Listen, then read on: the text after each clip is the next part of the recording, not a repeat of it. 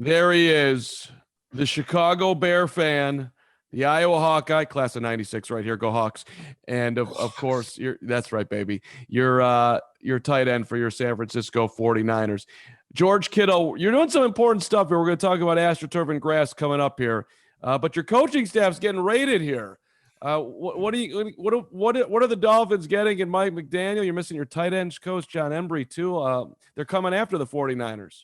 Yeah, which I think is a great idea. I think we've had pretty good amounts of success the last couple of years. 2020 was tough. We had 45 guys in IR, but I still think we put out good football on tape, and we have great coaches. And I think it just has a lot to say about Coach Shanahan and the guys he surrounds himself with. And that's why we lost LaFleur last year, lost Saleh, and then this year we lose McDaniels and John Embry. And who McDaniels and Embry have been vital to my development as an NFL football player. Embo is one of my favorite coaches I ever played for, and I'll have a relationship with him the rest of my life. And Mike McDaniels is a guy who made all of our run game stuff come to life, and he gave us an opportunity to run the ball at a high level.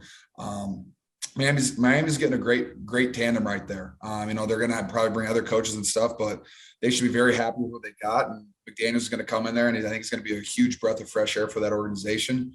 And he's going to definitely set a standard that they're going to want to play at.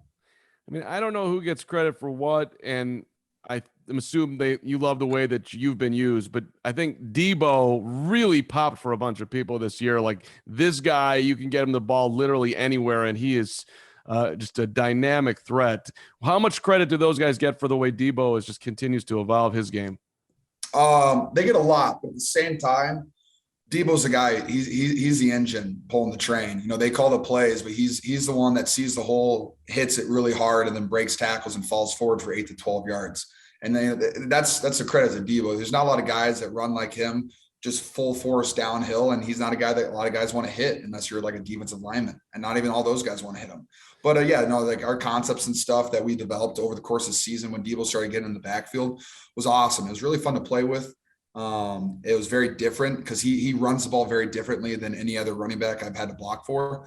But it's a little bit more unorthodox. Like, it will be like, hey, read the gap, like front side, and he'll just take the ball and run straight to the left and score touchdowns. You're just like, you know what? Hey, do you, dog? Like, I'm gonna slow somebody down. You make one guy miss, and it'll probably be a touchdown. When you have a guy that can score a touchdown on any look and any play, pretty threatening offense. I mean, maybe this is too simplistic, but in the Packers game, I thought the difference was, look, I mean, Devontae, you guys are covering him, and Aaron's going to him a ton, and you guys are creatively using Deebo. Biggest play of the game gets you in field goal position. I thought like that dynamic was at least one of the biggest reasons why you guys were able to pull out a huge win, obviously, on the road. Oh yeah, I mean, the last play of the Packers game was 3rd and 7. We run the football on, and I'm telling you, when we call that one play, like, my confidence skyrocketed instantly because it's one of my favorite plays that we run in the run game, especially when Deebo's running it. As long as I know if I can get down on a backer and our pulling guard can kick out the end, he's going to get at least 6 to 7 yards. And I knew we were going to get a field goal, and he fell forward for 8, and rest says it all. What's up with your love of blocking, George Kittle?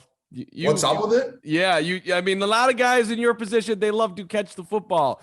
You love that too, it seems, obviously, but putting your hat on someone, that almost, does that excite you more? Is that fair to say? Yeah, it's really fun. Moving a man from point A to point B against his will is the greatest feeling you ever feel, baby. No, why do I love the run game? Why I love the run game so much? Well, other than the fact that it was ingrained in me by both my dad and then the University of Iowa, run game is mostly effort. And like, while there's, for a guy like me who's not even 6'4" and I weigh 245 pounds and I can block 290-pound guys, that's effort and technique. That's not just, hey, I'm 6'7", 270 pounds, I'm just going to muscle you out of the way.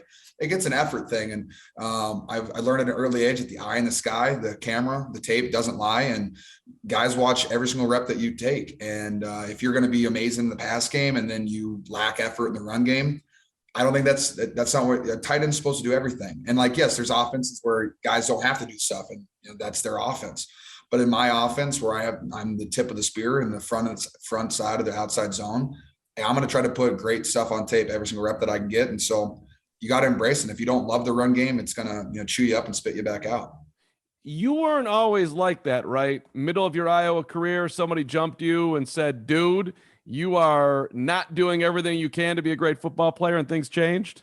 A little bit. I was definitely, I'll tell you this. I was very soft in high school. I played free safety and wide receiver, and I did not hit, and I did hardly tackled. I sat back in a cover one, and I just got interceptions. That's what I did on defense. And it was definitely a mindset you had to develop at Iowa. And like, I was like my first day of summer camp, my freshman year there, a guy was like, hey, if you don't learn how to run block, you'll never play here because it's Big Ten. Like, you don't have a shot to play here. And just hearing that, I was like, okay. And then I figured it out because I was very athletic and I could like swing my hips around. I could pin people and stuff like that. But when I started getting like my rhythm going, yeah, it was Pat Anger helped me out, the old linebacker for the Colts. And he was like, hey, I just asked him a couple of questions, and he had a similar career to me where he didn't play a lot until his senior year. And I kind of did the same thing he did, just focus a little bit more on football, less partying and enjoying myself off the field. And things kind of clicked for me. And now I am where I am.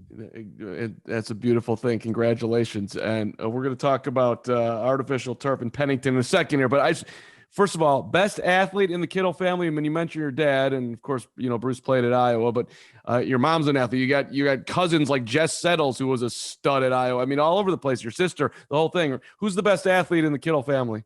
My mom. She's actually in the Iowa High School Basketball Hall of Fame and Softball Hall of Fame. I think her batting average in high school, I think, was like 500. Wow. Yeah, she was a monster, and so she's gonna love this. But it was funny. Kirk Ferentz at Iowa always joked. He was like, I know you got your athletics from your mom because your dad was a terrible athlete, because my dad just played left tackle. So my dad is a good athlete, but my mom was pretty elite her entire life. Is your dad still sending you a letter every week?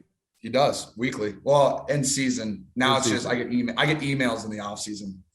Yeah, well, and he gets kind of that motivation moment, right? He sums up last week's game and then looks ahead to this week, and it gets you that the mindset for whatever week is coming up. Is that right? Yeah, there's a little bit of that. A lot of the time he'll like tell a story too. And he's a fantastic writer. And so he'll tell a story, and he'll pull things from like a movie that I grew up watching Lord of the Rings and reading those books. So he'll pull like a storyline from Lord of the Rings, and it can like go throughout the entire season.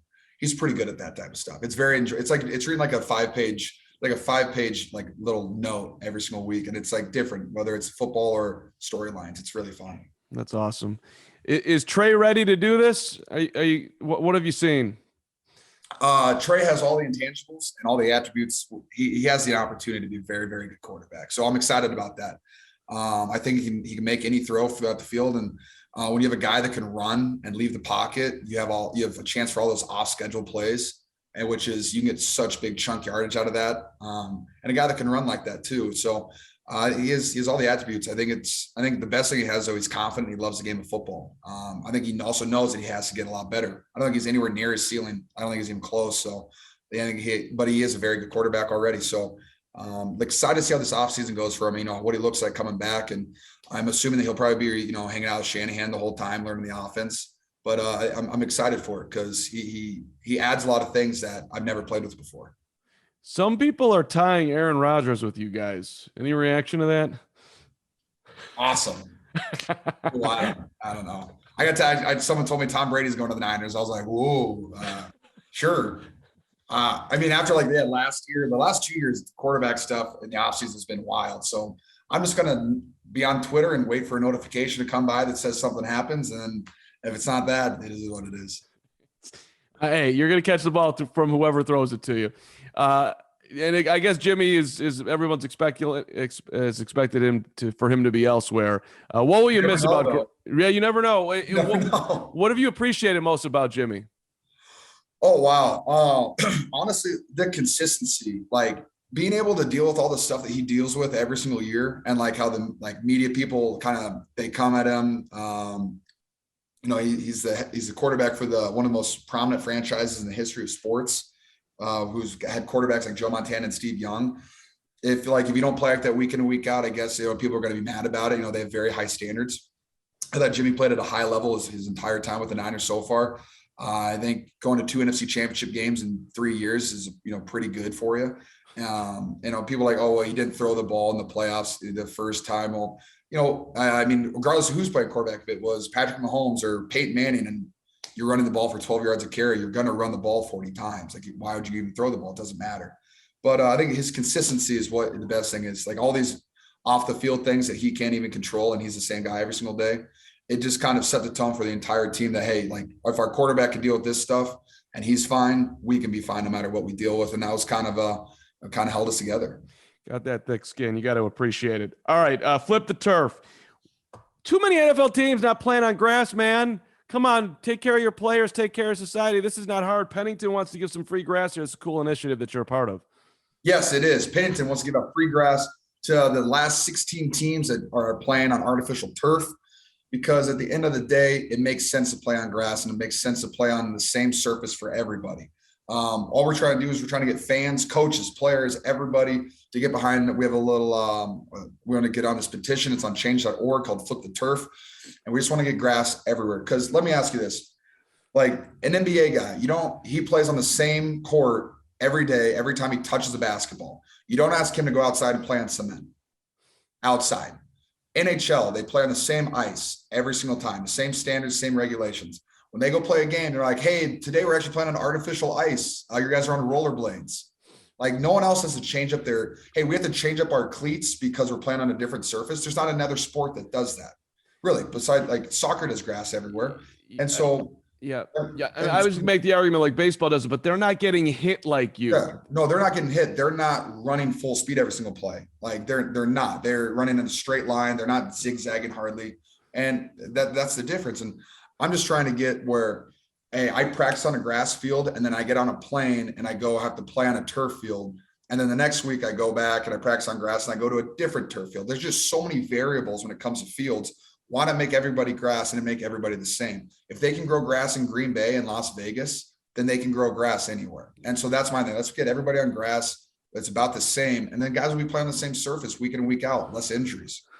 Yeah, I mean, I think it's too tall for me to get everybody on board with the let's make the world a better place. It's let's save the planet. But I do think you could talk to NFL guys. Hey, these are guys you're investing millions of dollars in. Don't you want them to be healthy? That's good for your bottom line. And by the way, you also help the world too. So yeah, you help the world. And like, hey, do you want all your superstar athletes in the NFL to play every single week and then not be as sore after playing on a cement turf field? Hey, let's play on grass where you don't have huge burns up and down your arms for getting tackled. Yeah. Let's not play on plastic. Let's play on natural grass.